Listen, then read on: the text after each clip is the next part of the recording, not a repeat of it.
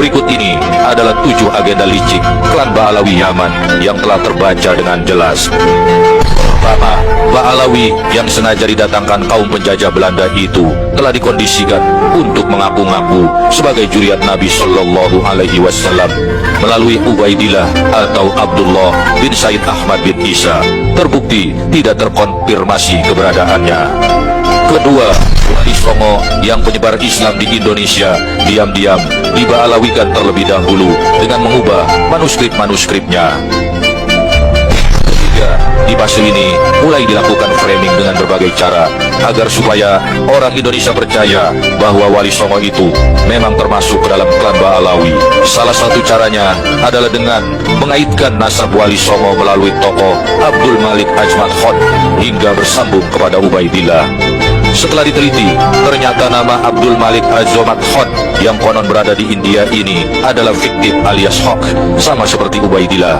Maka tokoh ini juga tak pernah ada alias fiktif semata. Sesungguhnya agenda licik yang ketika itu sudah mencapai tingkat keberhasilan yang hampir sempurna. Mayoritas orang Islam Indonesia percaya bahwa Wali Songo itu sama dengan klannya para habaib, yakni Ba'alawi, meski mereka tidak disebut sebagai Habib, sebab memang gelar Habib itu muncul di belakang hari.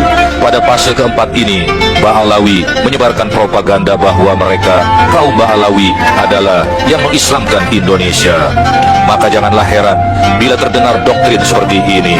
Kalau kakek kami tidak ke Nusantara, niscaya kamu masih menyembah pohon.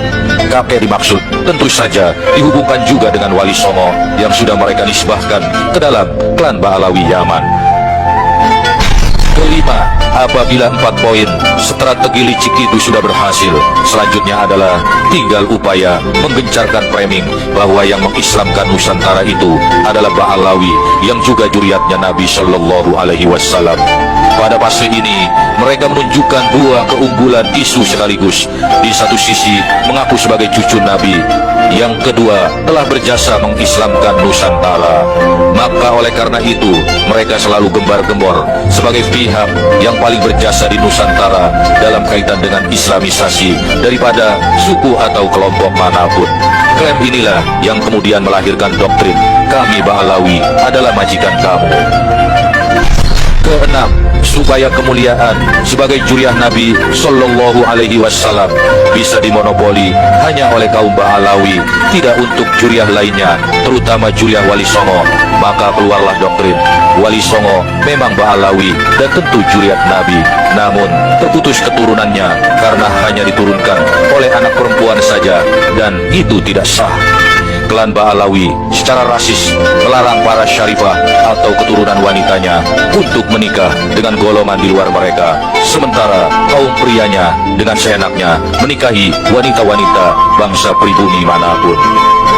Ketujuh, ini adalah puncak strategi licik mereka. Bila poin ke-6 berhasil, maka mereka bisa mengklaim bahwa yang menyebarkan Islam di Nusantara itu Ba'alawi dan Wali Songo. Namun turunan Wali Songo sudah tidak ada, dan kamilah terah Ba'alawi yang ada di Indonesia. Maka kami adalah yang paling berjasa di Indonesia. Oleh karena itu, kamu pribumi harus tunduk dan patuh kepada kami. Kalau tidak, kamu bisa menyakiti Rasulullah dan tidak akan mendapat syafaat darinya.